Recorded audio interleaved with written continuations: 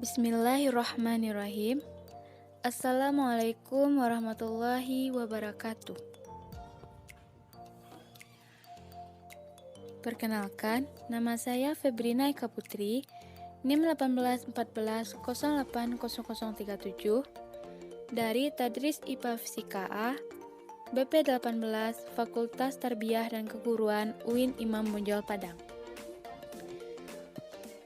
Nah, untuk kali ini kita akan membahas tentang kesimpulan, implikasi, dan saran dengan dosen pembimbing Ibu Dr. Milya Sari, SPD, MSI.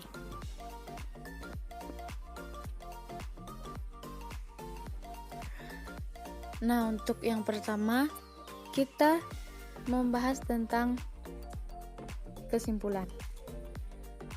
Sebelumnya, kita harus mengerti apa itu kesimpulan. Kesimpulan ialah keputusan yang diperoleh berdasarkan metode berpikir induktif atau deduktif dari suatu pembahasan maupun gagasan. Kesimpulan yang sering kita gunakan pada bab 5 dari sudut gagasan tertulis atau suatu karya tulis ilmiah merupakan hasil akhir yang menjelaskan mengenai keseluruhan hasil dari penelitian yang dilakukan. Tidak hanya itu, kesimpulan juga dapat menjadi suatu pembahasan akhir yang menjadi perhatian akhir suatu karya tulis, seperti skripsi, makalah, karya tulis.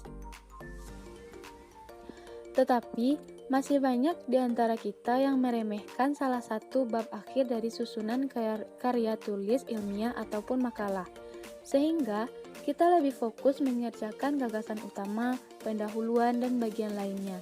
Dengan demikian, ketika telah mendapati salah satu bab akhir dalam karya tulis ilmiah ini, akan membuat kita menjadi bingung akan menulis apa bab 5 ini, dan pada akhirnya kita pun menulis seadanya saja tanpa mementingkan unsur-unsur dalam penulisan kesimpulan. Cara membuat kesimpulan memiliki beberapa teknik, yaitu yang pertama adalah teknik generalisasi. Teknik generalisasi merupakan salah satu teknik di dalam cara membuat kesimpulan. Fokus utama dalam teknik ini adalah membuat kesimpulan dengan menarik satu kesimpulan umum. Hal ini kita dapatkan setelah melakukan penelitian yang kita lakukan berdasarkan fakta dan data yang telah kita buat dan teliti. Kemudian harus sesuai dengan jenis penelitian yang telah kita perbuat sebelumnya. Sebagai contoh, berdasarkan data pada tahun 2015 dari Badan Penanggulangan Kenakalan Remaja, menunjukkan setiap tahun tingkat kenakalan remaja semakin hari semakin meningkat. Meskipun pemerintah telah membuat berbagai macam kebijakan dan peraturan-peraturan, tetapi belum menunjukkan hasil yang memuaskan. Lingkungan menjadi poin penting di dalam melakukan pencegahan dan rehabilitasi bagi anak-anak, baik itu pelaku maupun korban kenakalan remaja. Dengan demikian, kita mengetahui bahwasanya lingkungan menjadi salah satu penyebab meningkatkan kenakalan remaja yang terjadi saat ini. Dengan mengetahui peran orang tua, sekolah, lingkungan, dan tempat tinggal anak dapat memberi perubahan terkait perilaku psikis bagi sang anak. Oleh karena itu, perlulah mengatasi kenakalan remaja ini mulai dari tingkat yang paling sederhana, yaitu sekolah, keluarga, dan tempat tinggal, agar tingkat kenakalan remaja dapat ditekan sampai ke batas aman. Inilah contoh dari teknik generalisasi yang menarik satu kesimpulan umum. Selanjutnya, ada teknik analogi. Cara membuat kesimpulan selanjutnya yaitu teknik analogi. Teknik analogi merupakan teknik selanjutnya yang digunakan dalam cara menentukan kesimpulan. Teknik ini dilakukan dengan membuat perbandingan antara satu pembahasan dengan pembahasan lainnya yang serupa. Kemudian dicari persamaan yang terkait dengan hal tersebut. Atau dapat pula dengan menggambarkan suatu hal dengan memberi perbandingan hal lain. Sebagai contoh, dunia pendidikan memang menjadi salah satu cara dalam membentuk kepribadian seseorang. Ibarat gelas kosong yang siap diisi dengan air yang memenuhi gelas tersebut. Jika gelas tersebut diisi dengan teh, maka gelas tersebut menjadi gelas yang baik. Namun, jika gelas tersebut diisi dengan minuman keras yang memabukkan dan merusak, maka gelas tersebut menjadi gelas yang buruk dan merusak. Maka kesimpulan yang dapat diambil adalah pendidikan yang diberikan kepada anak, baik itu dari keluarga dan sekolah maupun lingkungan, akan membentuk karakter dan masa depan anak tersebut. Ibarat gelas yang diisi dengan kebaikan, maka anak tersebut akan menjadi anak yang baik. Namun, ketika anak tersebut diisi dengan keburukan, ibarat diisi dengan alkohol, maka kita tahu sendiri bagaimana masa depan dari anak tersebut. Selanjutnya, adanya teknik sebab akibat. Teknik ini merupakan salah satu cara menentukan kesimpulan dengan cara menjelaskan sebab kemudian akibat yang ditimbulkan dari sebab tersebut. Sebagai contoh, berdasarkan dari data Dinas Kebersihan DKI Jakarta, ada 85 sampah yang mengalir di seluruh bantaran sungai yang terdapat di Jakarta. Alasannya sangat sepele. Para warga yang tinggal hampir di sepanjang bantaran sungai lebih memilih untuk membuang sampah ke sungai daripada harus membayar petugas kebersihan yang mengangkut sampah dari rumah ke rumah. Kesimpulannya, penyebab utama banjir di Jakarta hampir setiap tahunnya adalah masalah sampah. Di samping menjadi momok bagi pemerintah dan petugas kebersihan yang bertugas di bantaran sungai. Kesadaran diri dari masyarakat di sepanjang bantaran sungai menjadi salah satu penyebab utama masyarakat kedatangan banjir setiap tahunnya. Selanjutnya kita akan membahas tentang saran penelitian.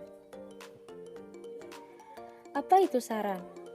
Saran merupakan bagian penutup dalam karya ilmiah.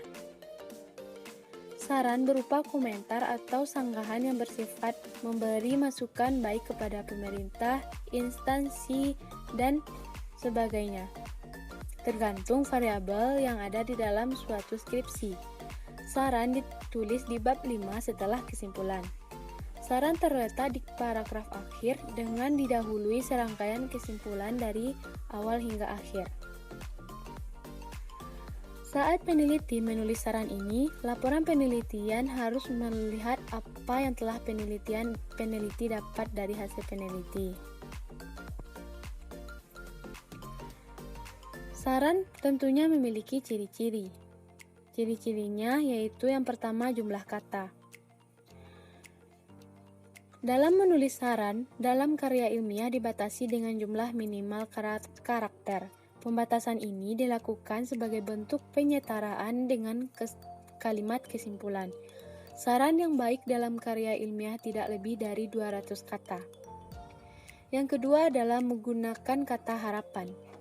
Menulis saran dalam karya ilmiah harus memberi harapan kepada pembaca dengan bentuk kata-kata yang menarik seperti penggunaan kata.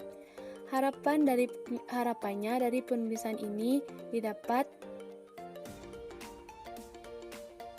titik, oleh karena itulah, dan sebagainya.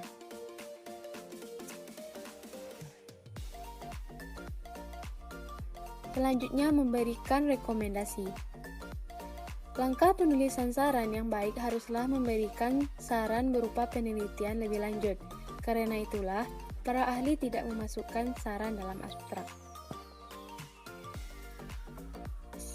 Syarat-syarat saran ada 5, yaitu saran yang diajukan hendaknya saran yang membangun atau saran konstruktif dengan mengacu terpenuhinya beberapa persyaratan.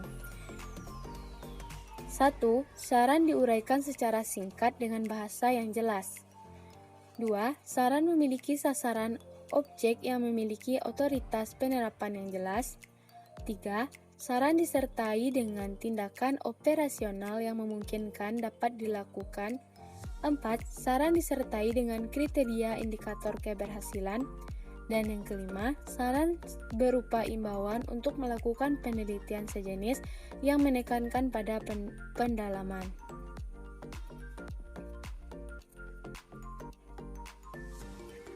Selanjutnya, implikasi. Implikasi adalah akibat yang ditimbulkan dari adanya penerapan suatu program atau kebijakan yang dapat bersifat baik atau tidak terhadap pihak-pihak yang menjadi sasaran pelaksanaan program atau kebijaksanaan tersebut.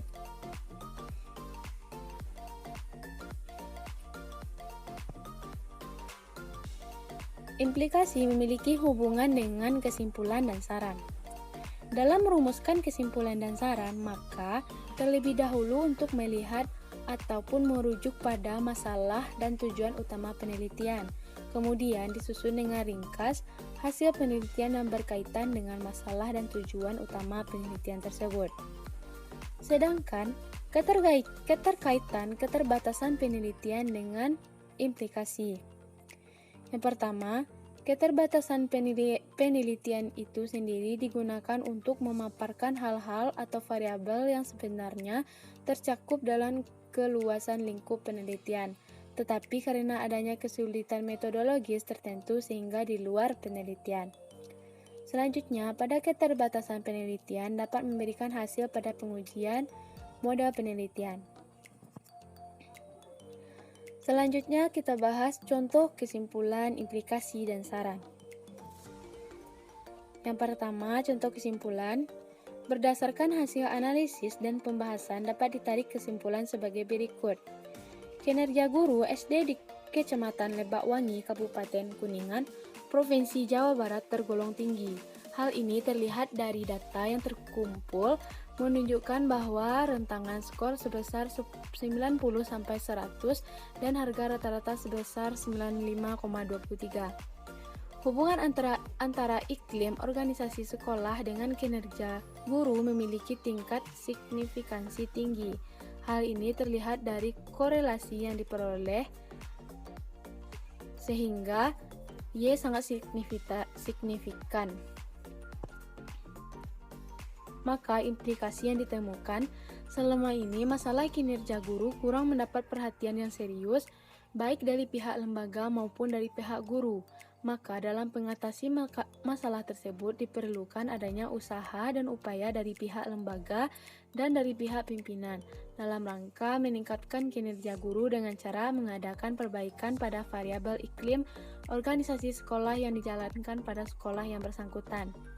Dengan mengadakan perbaikan pada variabel tersebut, diharap motivasi kerja guru akan semakin meningkat. Untuk itu, perlu adanya upaya-upaya yang harus dilakukan oleh lembaga, diantaranya yang pertama, perilaku belajar atau iklim organisasi sekolah tidak semata-mata dipengaruhi oleh faktor kepemimpinan kepala sekolah, tetapi masih banyak faktor lingkungan internal maupun lingkungan eksternal lain yang menentukannya. Yang kedua, aspek-aspek yang diteliti dan penelitian ini dilakukan dengan pendekatan kuantitatif. Maka untuk lebih mendalam, faktor-faktor apa saja yang turut berpengaruh terhadap kinerja guru tersebut. Perlu kiranya dilakukan penelitian lebih lanjut dengan pendekatan kuantitatif. Nah, dari kesimpulan dan implikasi tersebut, maka didapatkan saran iklim organisasi sekolah ternyata berkontribusi positif terhadap kinerja guru. Hendaknya keadaan seperti ini dipertahankan bahkan kalau bisa ditingkatkan. Kedua, untuk menciptakan hal tersebut, guru-guru perlu meningkatkan pengetahuan dan keterampilan tentang kepemimpinan ini, baik atas inisiatif sendiri maupun prakarsa kepala sekolah atau pihak-pihak lain yang terkait. 3. Baik bagi kepala sekolah dan pengawas atau pihak terkait dalam memberikan bantuan, bimbingan, dan pembinaan perlu memperhatikan faktor iklim organisasi ini. Akan lebih baik lagi apabila dilakukan pelatihan-pelatihan khusus sehubungan dengan masalah-masalah kepemimpinan ini. Sekian penjelasan kita kali ini. Terima kasih. Assalamualaikum warahmatullahi wabarakatuh.